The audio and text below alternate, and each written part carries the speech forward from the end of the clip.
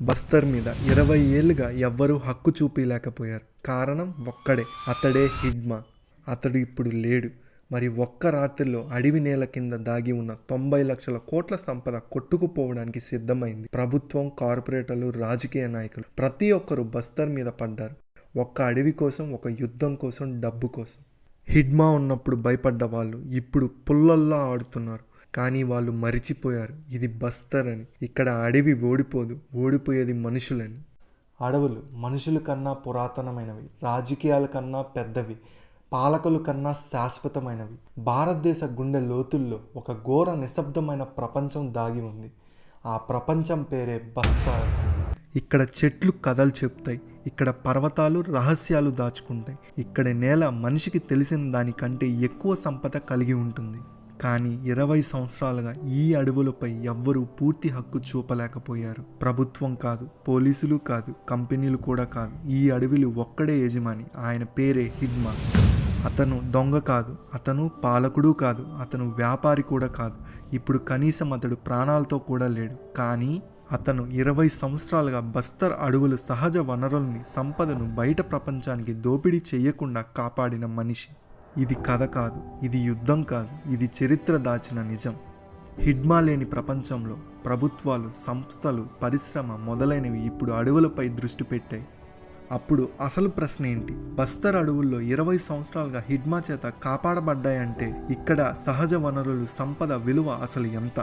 ఎందుకు ప్రభుత్వం కన్ను బస్తర్ అడవుల మీద పడింది? ఎందుకంటే మీరు ఊహించిన దానికంటే బస్తర్ అడవుల్లో ఉన్న సంపద విలువ చాలా ఎక్కువ కాబట్టి.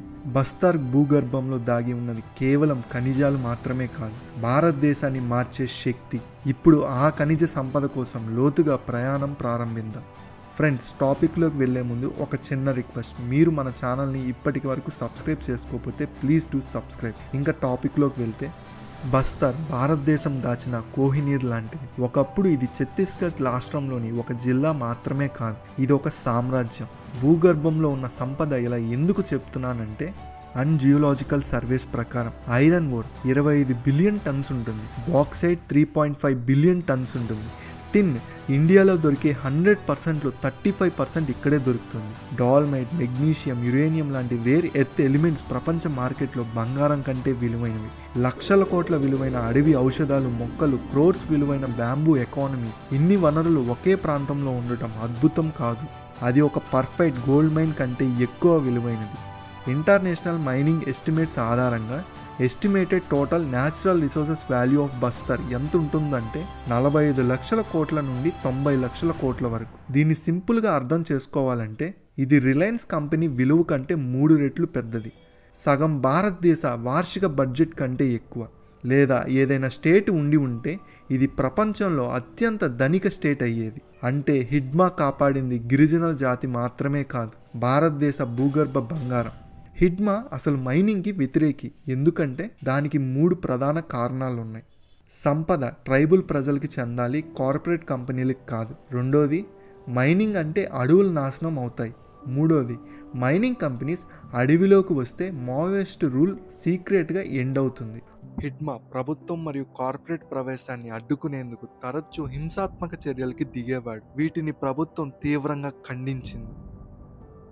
ప్రభుత్వాన్ని బస్తర్ అడవిలోకి రానియకుండా చేయడం లాంటివి చేశాడు. ఇవన్నిటికీ ఒకే ఒక కారణం, అడవులు అమ్మటానికి కాదు. ఇదే అతని ఐడియాలజీ. కానీ ఈ ఐడియాలజీ అడవులని కార్పొరేట్ దోపిడీ నుండి 20 సంవత్సరాలుగా రక్షించింది. బస్తర్ అడవుల్లో ఉన్న ప్రధాన సహజ వనరులు, ఖనిజాలు అసలు విలువ ఎంత అనేది ఇప్పుడు మనం ఒక వస్తువుని లోతుగా అనాలిసిస్ చేద్దాం. నెంబర్ 1, మనం చెప్పుకున్నట్టు ఐరన్. బస్తర్ యొక్క ఎర్ర బంగారం, Bastar iron ore grade 60 to 67% ప్యూర్తో ఉంటుంది. అది వరల్డ్ క్లాస్ ప్యూరిటీ. 20 సంవత్సరాలుగా untouched, just because of Hidma. High grade ore plus export వాల్యూని కలుపుకొని మొత్తం విలువ మార్కెట్ కన్వర్షన్లో చూసుకుంటే అక్షరాల 15 లక్షల కోట్లు. ఇంకా నెంబర్ 2, బాక్సైట్. ఇండియాలోని అత్యంత పెద్ద బాక్సైట్ బెల్ట్ బస్తర్లోనే ఉంది. దాని మొత్తం విలువ 7 నుండి 9 లక్షల కోట్లు. ఇది ఒక్కటే ఇండియా ఎంటైర్ వాల్యుయేషన్ అల్యూమినియం డిమాండ్కి 70 ఇయర్స్ సప్లై చేయగలదు. అంటే అర్థం చేసుకోండి హిడ్మా కాపాడిన విలువ ఏ రేంజ్లో ఉంటుందో. ఇంకా నెంబర్ 3, టిన్. ఇండియాలో దొరికే 35% టిన్ ఇక్కడే బస్తార్ అడవుల్లోనే ఇప్పటికీ పదిలంగా ఉంది. టిన్ ఒక rare material. Electronic circuit, battery tech, tin ఒక బ్యాక్ బోన్లా ఉంటుంది. దీని మొత్తం విలువ సుమారు 2 నుండి 3 లక్షల కోట్లు. ఇంకా 4వది రేర్ ఎర్త్ ఎలిమెంట్స్. అసలు డబ్బు ఇక్కడే ఉంది. ప్రజలకి తెలియకపోయినా బస్తార్లో ఉన్న రేర్ ఎర్త్ ఎలిమెంట్స్ అయిన నియోడీమియం, సీరియం, లాంథియం, ప్రెసియోడీమియం ఈ ప్రపంచంలో అత్యధిక డిమాండ్ ఉన్న ఖనిజాలు. గ్లోబల్ వాల్యూస్ ప్రకారం వీటి ధర 1 కేజీ 5,000 నుండి 1,00,000 వరకు ఉంటుంది. బస్తర్ మొత్తం రేర్ ఎలిమెంట్స్ ఎస్టిమేట్ వాల్యూ చూస్తే సుమారు 12 నుండి 18 లక్షల కోట్లు ఉంటుంది. ఇది హిడ్మా 20 సంవత్సరాలుగా ప్రపంచానికి దూరంగా ఉంచిన అసలైన ప్రధాన natural resource. Next number 5 medicinal plants. అడవులు ఔషధ సామ్రాజ్యం. ఇక్కడ మొక్కల్లో cancer research compounds, antiviral ingredients, rare alkaloids, tribal traditional medicine, ఈ మొత్తం మెడిసినల్ వెల్త్ ఎస్టిమేటెడ్ వాల్యూ 50,000 కోట్లు బై మాటే. Number 6 bamboo economy. ఇది గిరిజన ఆర్థిక వ్యవస్థకు వెన్నెముక్క లాంటిది. బస్తర్ బ్యాంబూ ఇండియాలో అత్యంత quality grade local industrial value ప్రకారం దీని విలువ 30,000 కోట్లకి పైగా ఉంటుంది. Total estimated value of 20 years protected resources 45 లక్షల కోట్ల నుండి 90 లక్షల కోట్ల మధ్యలో. And it is confirmed by combined geological plus industrial projections. ఇంకా హిడ్మా లేనప్పుడు ఈ సంపదపై ప్రభుత్వం మొదట ఏం చేస్తుందంటే, ఇది అస్సలు క్రిటికల్ పార్ట్. హిడ్మా లేడు, అడవుల్లో అసలైన విలువ ఇప్పుడే ఓపెన్ అవుతుంది. ప్రభుత్వం చేసే ఇమీడియట్ 3 మూవ్స్ ఏంటంటే, మైనింగ్ సర్వే టీమ్ రీఎంట్రీ ఇస్తారు, ఫారెస్ట్ రోడ్ ఎక్స్పాన్షన్ చేస్తారు, కార్పొరేట్ ప్రపోజల్స్ని రీయాక్టివేషన్ చేస్తారు. ఇప్పుడు ఈ న్యాచురల్ వెల్త్ని సొమ్ము చేసుకోవడానికి టాటా, అదానీ, వేదాంత్, జేఎస్డబ్ల్యూ, ఎన్ఎండిసి లాంటి సంస్థలు తిరిగి క్లెయిమ్ చేయడానికి రావడం ఖాయం.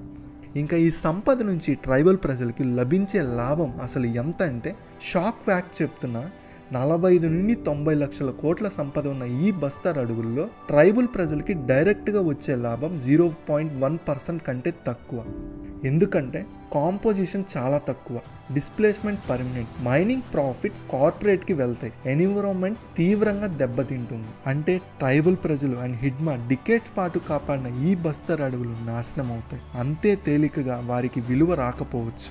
కానీ ఈ అడవుల్లో మైనింగ్కి పాల్పడితే వచ్చే ప్రమాదాలు, ఈ అడవులు 30 నుండి 40% నాశనం అవుతాయి, నదులు కలుషితం అవుతాయి, ట్రైబల్ గ్రామాలు 600 వరకు డిస్ప్లేస్మెంట్ అవుతాయి, 20కి పైగా గ్రామాలు తుడిచిపెట్టుకుపోతాయి, వైల్డ్ లైఫ్ ఎక్స్టెన్షన్ జరుగుతుంది, కల్చరల్ జినోసైడ్ దెబ్బతింటుంది, ఇంకా మావోయిజం చిన్న ప్యాకెట్స్లా బతికి మళ్ళీ రీబర్త్ అవుతుంది.